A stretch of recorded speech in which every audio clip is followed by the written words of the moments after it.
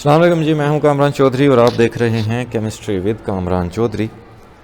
अच्छा, आज के लेक्चर में हम लोग आपकी क्लास 11 का जो चैप्टर नंबर 3 है जिसका नाम है फोर्सेस एंड मोशन, उसकी असाइनमेंट नंबर 3.2 को सॉल्व करने जा रहे हैं। असाइनमेंट नंबर 3.1 हम लोग सॉल्व कर चुके हैं। ठीक है, अब ये ज़रा असाइनमेंट्स जो हैं वो बच्चों से नहीं सॉल्व होती, तो इस वजह से मैं स्टेप बाय स्टेप आपको बहुत अच्छे से सॉल्व करवा देता हूँ। ठीक है, लेक्चर पूरा देखना है तो ये भी आपको बहुत अच्छे से क्लियर हो जाएगी। तो चलते हैं इस असाइनमेंट 3.2 के सोल्यूशन पे।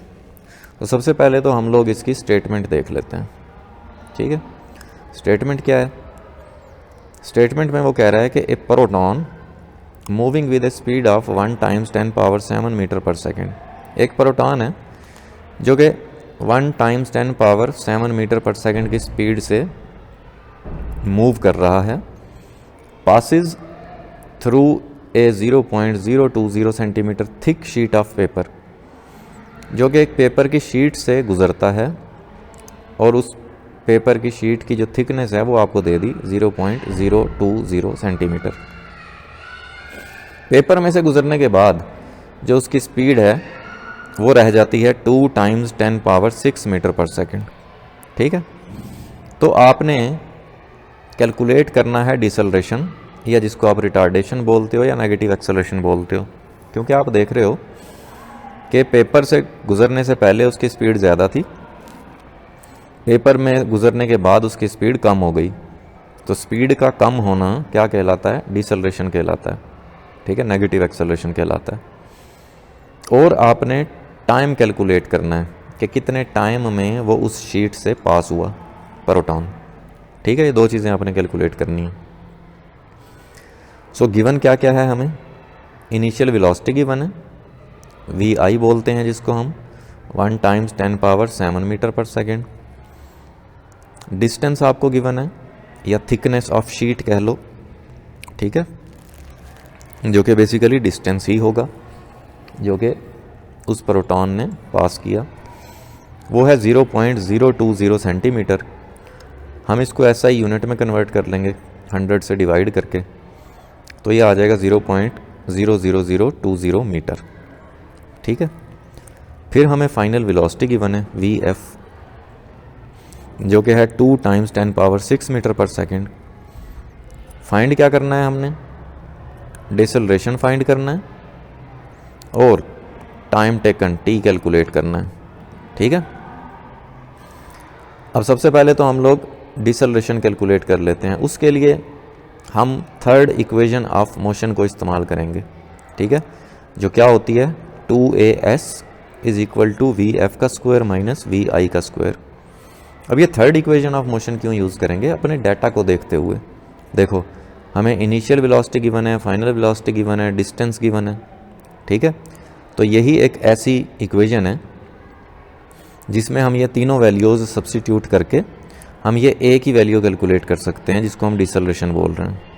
ठीक है, होता तो एक्सेलरेशन ही है, लेकिन नेगेटिव एक्सेलरेशन होता है ये, जिसकी वजह से हम इसको डिसलरेशन बोलते हैं। ठीक है, तो वैल्यू सब्स्टिट्यूट कर देंगे। 2 × A हमने कैलकुलेट करना है, S की जगह पे हम ये वाली वैल्यू रख देंगे 0.00020 मीटर। फाइनल वेलोसिटी की जगह पे उसकी वैल्यू रख दी, माइनस इनिशियल वेलोसिटी की जगह पे उसकी वैल्यू रख दी। ठीक है, और ये देखो वेलोसिटीज़ का स्क्वायर है, तो हमने ये स्क्वायर भी ले लिया। अब ये 2 जो है इस 0.00020 के साथ मल्टीप्लाई होकर 0.00040 बन जाएगा। इसका स्क्वायर करके माइनस करेंगे 1 × 10⁻⁷ के स्क्वायर से, तो हमारे पास आंसर आएगा -96 × 10⁻12। अब ये A हमने कैलकुलेट करना है।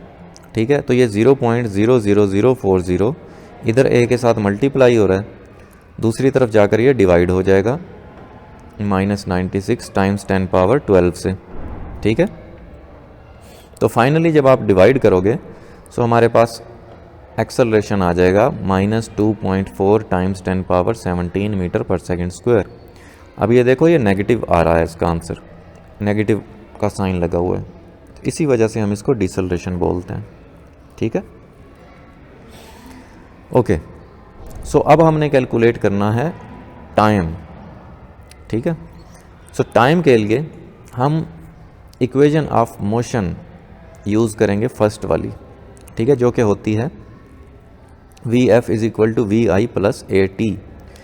क्योंकि आप देखो हमारे पास फाइनल वेलोसिटी भी है, इनिशियल वेलोसिटी भी है, एक्सेलरेशन भी आ गया और टाइम हमने कैलकुलेट करना है।